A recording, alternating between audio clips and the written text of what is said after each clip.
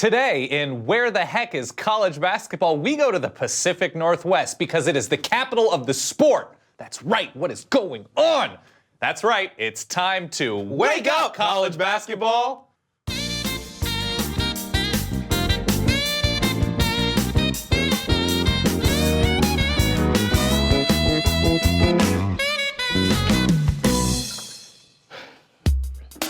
Hey everybody, and welcome to Wake Up College Basketball, presented by 4 Points Travel Reinvented. The arm is moving, which must mean it is time to begin the show. Guess how many teams we have left, Tyler? Got four them. This many teams. That four. This many? That many? Do you remember when we previewed the tournament, we were like, which coach in each region do we really? And I was like, I don't. Dana Altman's really good. Don't remember that. Dana Altman is. Don't remember that. A Final Four coach.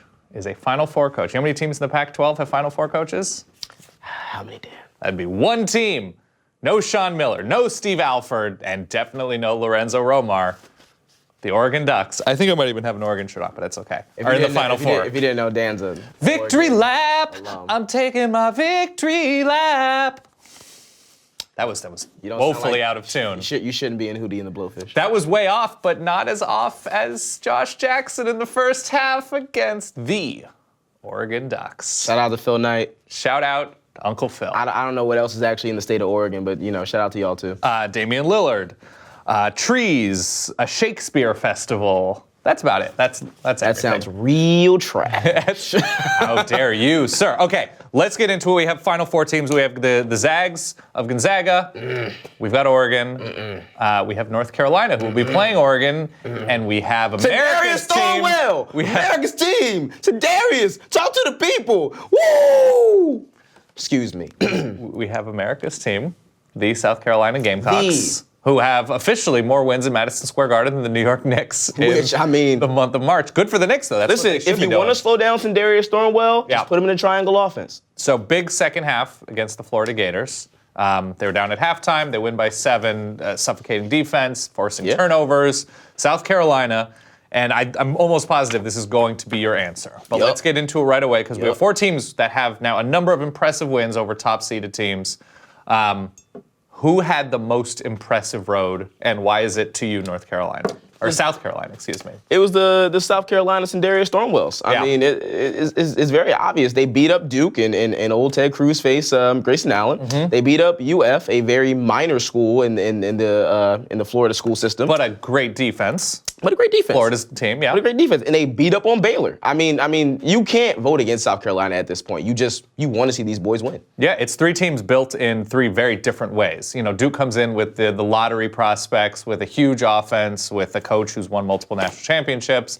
Florida, relatively new coach, but they're led by their defense. And Baylor, just, a star in Jonathan Motley, athletic and just really difficult to beat, a one-time number 1 team in the country. And South Carolina just sort of says, we're just going to do us. We're just going to play defense and ride Sindarius Thornwell and Chris Silva and PJ Dozier. I mean, how could you be mad at the dude who basically runs every casino in the state of New Jersey? That's true. Frank Martin told y'all that he was a mobster, and he's just out here making mob moves. Just living up to his potential. I spoke with him after the win on Friday night, and I was so disappointed that he was just chill. He was just low-key. You got the best turtlenecks in the game. That's true. That is not to be disputed on this show. And you won't dispute him, you won't fight him. I would say there is an argument at this point for maybe Oregon, just because of how dominant Kansas looked. And playing Michigan, which is a very different team, they come in as the hottest Big Ten team. Kansas comes in as perhaps the most dangerous team playing with tempo, and then Rhode Island, a dangerous defensive team as well. So a lot of style, but I think the answer is South Carolina. The answer is South Carolina. You're not going to, you should not vote against the best player in March, period. Okay. The best player in March, period.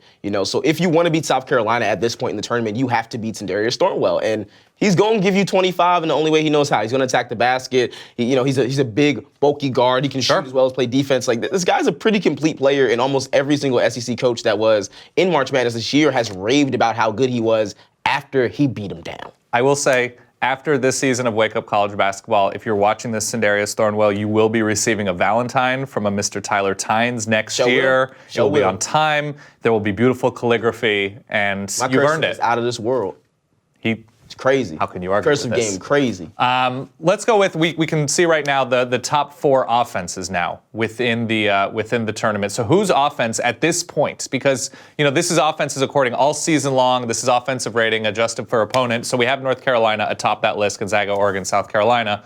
But even if North Carolina is the best according to the numbers, even though Gonzaga has a huge game against Xavier, Oregon has a near perfect game against Kansas. Who is the scariest offense at this point to you? I think it's North Carolina. I mean, as we saw in the Kentucky game last night or whatever day it was, Kentucky stalled out. Like, their offense stalled out. Yeah. Malik Monk got streaky, and that was the thing that kind of played pivotal because I think over a 5-minute stretch, North Carolina went on an 11-0, 12-0 run. They closed the game off with a run. Like, North Carolina, even though their offense can shut down, they can give you any guy you want. They can give you Cornelius, North Carolina's own Luke May. Luke May. Luke May, y'all, gave y'all 17 in 20 minutes. I mean, it's a perfectly game run winner. offense. And the game winner. Yeah. It's a perfectly run offense at this point, but whether it's pick and roll basketball, whether it's Joel Berry getting a shot from the top of the key, whether it's Justin Jackson coming off like a strong side screen, like there's plenty of firepower all across that North Carolina offense, even though it ain't a Theo Pinson jump shot. We'll figure it out. This is fair. And the big thing about North Carolina, we've talked about this before,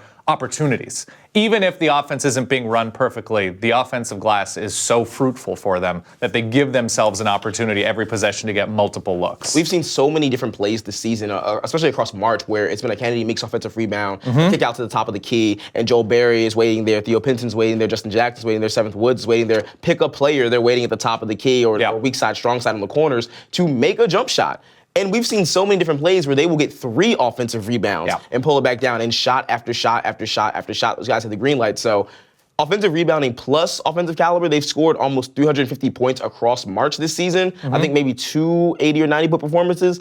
North Carolina ain't nothing to mess with. Yeah, if Oregon does have a chance, and they are dogs, and they should be dogs, they will have to box out. They will have to limit the opportunities because North Carolina is too good to have 3 opportunities every possession and lose. And that's what we've seen. When they do lose, whether it was Virginia, whether it was Miami, Indiana early on in the season, it was limiting opportunities, slowing the game down. At that same point, though, coming behind them should probably be South Carolina. South Carolina gave Duke 88 points. South Carolina had 93 points in the opening round. They only scored 70 on Baylor, but they kept Baylor 250 points. Like, South Carolina still has, again, the best player in March, and Sindarius Thornwell will give you 25 or 30 or even 40 if he feel like it, if he's generous to give you these buckets, this 40-piece, no sauce, stay thirsty out there. So, I mean, South Carolina is right there as far as offensive firepower going into the Final Four because I'm not about to pick Gonzaga. Wow. Gonzaga, good firepower. We're going to hear from Josh Perkins, one of the starting guards for the Zags, in a little bit because they are able to get, whether it's Jonathan Williams instead of Karnowski Lowe, whether it's Nigel Williams-Goss, who played like National Player of the Year caliber, an All-American caliber player this year. They get it from all over the place, and they're just efficient. They start, I think, more upperclassmen than anybody left. I might be wrong. I think 4 of the 5 starters are upperclassmen. So that's going to be real dope for when Gonzaga gets to the Final Four next year. Oh my gosh, fair. Let's go to the other side of the court. Let's look at the top 4 defenses and figure out who we are most scared of. Oregon comes in last there. South Carolina. No surprise. Well, Oregon just shut down Kansas. That's not a difficult thing it's not an easy thing to do.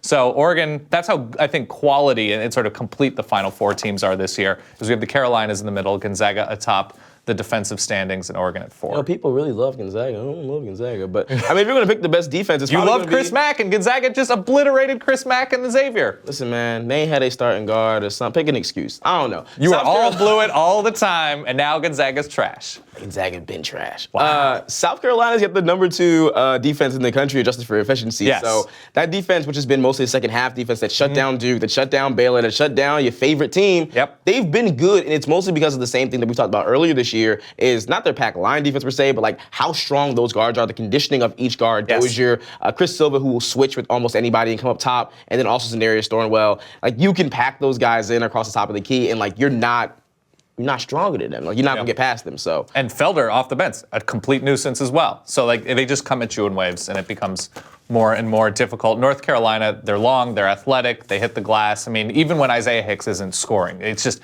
he and Kennedy Meeks, Luke May off the bench, they're just dangerous. They're just dangerous. Shout out to my boy Stillman White. White as well. So There is that. And on the note of Gonzaga and Tyler's never-ending love for the Zags, Hate him. we had an opportunity to catch up with Josh Perkins after their win against Xavier, just to see how he was feeling, if he wanted to keep playing just with that momentum after the game against Xavier, and what the game plan may look like with more time off versus less time off. Take a listen. I don't think it's not too different at all, actually. I think our coaches do a great job giving us enough that we can, focus on and actually pay attention to it. You know what I mean? There's not an overwhelming amount where we just listen and we're not actually processing what we're watching, So there's a lot more information in a few more hours, but I think the coaches do a great job of breaking it up. And, like we have film after breakfast or something rather than, coming in after practice or something, like that. They break up the films. But, the scouts really not that much different. When they're on the court, you take it that much more serious and you have that much more preparation and you take it serious. I wish we could play tomorrow, It doesn't matter. I think we just got to carry the momentum, how we played in the last game and take it into the next one. But, a couple of days off would never hurts, give the body a couple of days to recover. I know I'm banged up, and I know a couple of guys on my team are feeling the same way. So just to get some time off, let the bodies heal, and spend time with each other before we step our next step, I think it'd be a good thing. All right, so if the Gonzaga-South Carolina matchup is clearly the one that you feel the most passionately about in two different directions. Hate and love. Let's focus on Gonzaga for a second, who look pretty complete. I don't need your confirmation. That is fact at this point. Sure. If you're Gonzaga, how would you, let's flip the script. How would you go after South Carolina? You have to, you literally have to just throw two people at Sindarius Thornwell. Okay. Let South Carolina beat you from the arc. Let South Carolina beat you on the dribble drive, or them attacking your closeouts when you're switching and swinging the rotation around. But, you have to trap. You have to trap Sindarius Thornwell. Whoever the ball handler is coming up the floor, you have to trap them immediately. You have to disrupt their offense completely and get them out of their rhythm. Do not let them dictate the game if you want to beat South Carolina. Right. If you don't want to beat South Carolina, though, let him go. Let them just walk up the court and then run pick and roll basketball. I don't know. Listen, you're going to have to disrupt that rhythm. That's the only way that you're going to actually get the game of your Gonzaga into the rhythm that you want, in the offense that you want, and then let them play catch-up basketball. Right. And one of the things, or maybe the main thing that these four teams have in common is they each have great combinations of guards and post players. And post players are sort of in quotes because the post has changed over the years. So we've got four great combinations. So let's start with North Carolina. Justin Jackson and Kennedy Meeks, probably the most high-profile duo on that team. We've got Oregon with Jordan Bell and Tyler Dorsey, who are perhaps hitting their peak more than any other combination. The homerism is so real. Look at this homerism. And it's facts only. It is facts only. Gonzaga, Jonathan Williams and Nigel Goss-Williams. Jonathan Williams actually overshadowing Prez Karnowski, who was a little bit quiet against Xavier, and Jonathan Williams had a ridiculous game. And then, of course, with South Carolina, Silva, who's been, Sindarius Thornwell's the clear star. We've said his name 7,000 times on this episode. As you should. As you should. As you should. But I think you would agree, Chris Silva's the sort of glue. Protecting the rim, getting rebounds, getting the assignment of every team's best big. He is the glue that keeps together from, slow first halves into just pacing a second half. So, to you, which is the most dangerous combination? I think it's Jackson and Joel Berry at North Carolina. Interesting. I like this mostly now because Jackson shut down Malik Monk. He shut down Malik Monk. And he's got NBA length, NBA athleticism, and he's got an improved three-point shot. I think 39% from three this year across the season. He's your killer if you're going for North Carolina outside of Joel Berry, who's just a very complete guard at the college level at this point, fast, and can play pick and roll, can shoot the three extremely well from each corner. So those two with a defense and offense combination, running the team on top of having your star power, I like those two more than anybody else in the Final Four. Which big will show up for North Carolina? I don't know. Luke May. Luke May off the bench. It's going to be Luke May with assists from Stillman White. I don't know. They don't really have dominant bigs at North Carolina. But if Kennedy Meeks wants to grab 17 rebounds again, sure, let's do that. That could be it. And thank God for Oregon that Adebayo is gone. Because he the HL. Monster. I'm going to go with the homer pick because it's the actual fact pick, the fact-based pick. Tyler Dorsey hitting 70% of his threes, averaging 25 a game after not really always showing up during the regular season. And Jordan Bell, 12 rebounds for the fifth straight tournament game. So it's going back to last year. Last player to do that was Hakeem Olajuwon in 1984. Jordan Bell with a thin front court for Oregon, going for just game after game. 8 blocks against Kansas. 8 block shots. I got to get some emotion out of you for 8 block shots. No? How do you not get impressed by that? Phil Knight don't pay my bills. Unbelievable. Unbelievable. And this is something we've been doing at the end of every show now that I have given the factually correct answer for the best combination in the tournament. Eulogies. So we've got, obviously... It hurts my heart to do this. Obviously, the Kentucky one is probably the most meaningful because I don't think we were expecting a ton from Xavier. Kansas, yes, because they had been so good. I don't know if somebody on the Kansas team is in your heart like some Kentucky players are. Nope. And Florida, they were star-based, but really, I don't think people were expecting. To see Casey Hill not playing basketball anymore. So. Canyon Berrien is under free throws. Take the YMCA. But let's focus in on the Kentucky Wildcats. Let's focus in on. Let's get that violin. Oh, young Lepanto, Arkansas. Malik Monk. How you let us down, Malik? Yeah. How'd you do this, man? You got the woods tatted on your chest. You shooting squirrels with pellet guns in your backyard. Yep. Nanas and Papas on Main Street didn't die for this. Marcus Monk is the best basketball player in the family. Come on, man. Like, how you gonna do this? How we gonna ride out for you at the NBA level and you giving us 2 threes in the last minute and missing all these other shots? How you fouling that? How you getting these early fouls? How you not gonna do this for De'Aaron and Bam and Cal? Come on, man. This hurts. This hurts me in my heart. This hurts me right here. We rode for you. We rode for you, Malik, and you let us down. Let us down. I don't know if you caught that, but he called Marcus Monk the best basketball player in the family, who also played college football. I don't know if that was a dig at Malik or just a shout out to Lepanto. Poppy's Diner, Maters and Taters. Buddy Jules, the best person to come out of Lepanto, Arkansas. Jimi Hendrix, who fought in the Battle of the Bulge, is the best person to come out of Lepanto, Arkansas. He got a Medal of Honor. What you got, Malik? You don't got no presidential Medal of Honor. You don't got that, fam. So Malik broke your heart, is what I'm hearing. Malik is the 5th worst person to come out of the woods. The 5th? 5th worst. Wow. 5th worst. Okay. Man. You don't get no credit out here for shooting squirrels with your pellet gun. Somebody call Peter. It's messed up. I guess, it does show that if Malik Monk's shots are not going in, Kentucky becomes pretty beatable, and they still almost run without Malik Monk's shots. North Carolina, y'all also shouldn't be happy that y'all won by 2 points off of a dude from Cornelius, North Carolina, because Malik Monk scored maybe 12 points and De'Aaron Fox scored maybe 12 points, and y'all only won by 2 points. Yeah, let South Carolina see y'all in that national championship. We about to beat up on y'all. Yeah. So is South Carolina your pick? To win the chip? Okay, so let's get picks for next week for Saturday, because we'll be here Sunday. I would like to see South Carolina and North Carolina in the Battle of the Barbecue National Championship. That's what I want to see. Who wins barbecue-wise for you? The mustard-based South Carolina or the vinegar-based whole hog North Carolina? I mean, there'd be a lot of people shooting in my head if I didn't say North Carolina. Okay. So shout out to Lexington, North Carolina, who allegedly has the best barbecue in the state. I ain't taking those unnecessary shots in my head for that. But I've had the mustard-based sauce. It wasn't that special to me. I think the vinegar-based, the whole hog North Carolina is the answer. That's my answer. I don't know. I'm picking North Carolina for Battle of the Barbecue. I'm taking the Oregon Ducks. To do what? Over North Carolina this weekend. To do what?